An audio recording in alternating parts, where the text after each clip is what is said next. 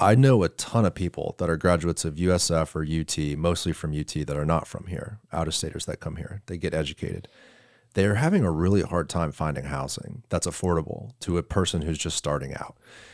When I graduated college, I graduated in 2015. If you got a job, a salary that paid $55,000 or $60,000 a year, that was very, very good.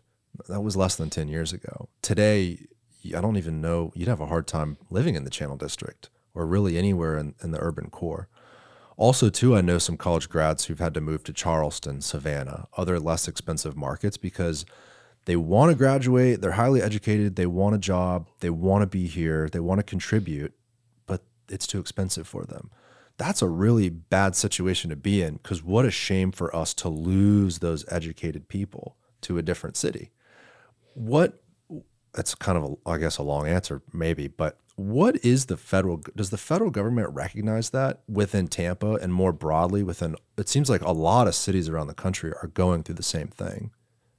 Yeah, this is a tough time if you're on the buyer side or you're just trying to rent. Yeah. And I have two daughters in their 20s, just out of school, so we're dealing with this as well. You know, Tampa, the whole area used to be it was a low-wage place and it was a low-cost place, so people could get by.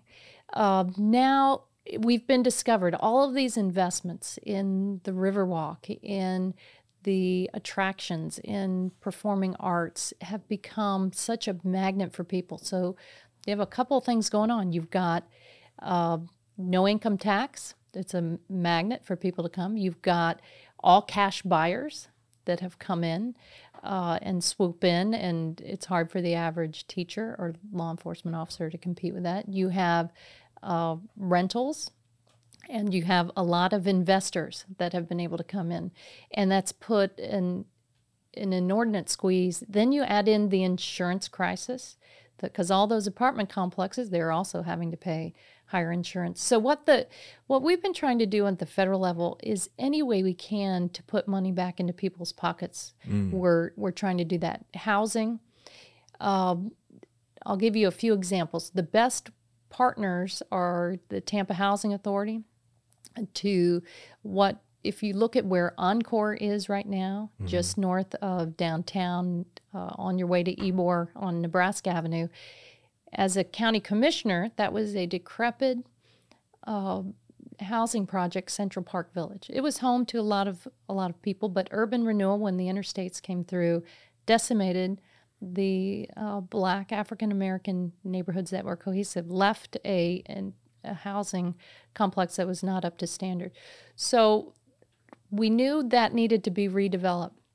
How to get the money was a public-private partnership with Bank of America, but they still couldn't get it across the finish line until the recession of 2008. Congress passed the Recovery Act, and we fought for $30 million to come in and help redevelop that whole place. So Encore went from 30 acres, 434 units to Central Park Village to now about 1,200 units, half of them affordable.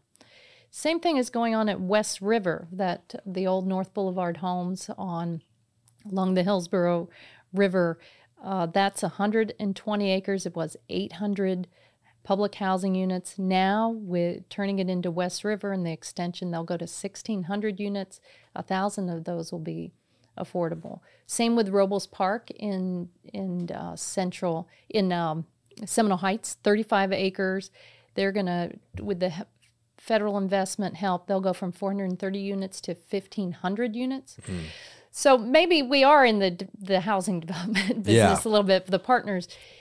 Also, just trying to lower costs for people overall, making sure health insurance is more affordable. If you rely on Medicare, lowering the cost of insulin and prescription drugs, all of the new tax credits to help you with affordable appliances and energy. But the housing is going to be intractable until we build more units. Right. And what will save us money in the long run is we build them in the right places. Right. We connect them with transit and with clean energy. I'm super happy you recognize all that. That's amazing. Yeah, it comes down to inventory, supply. If you enjoyed this clip, click here for the full episode and make sure to subscribe. Thank you guys for watching.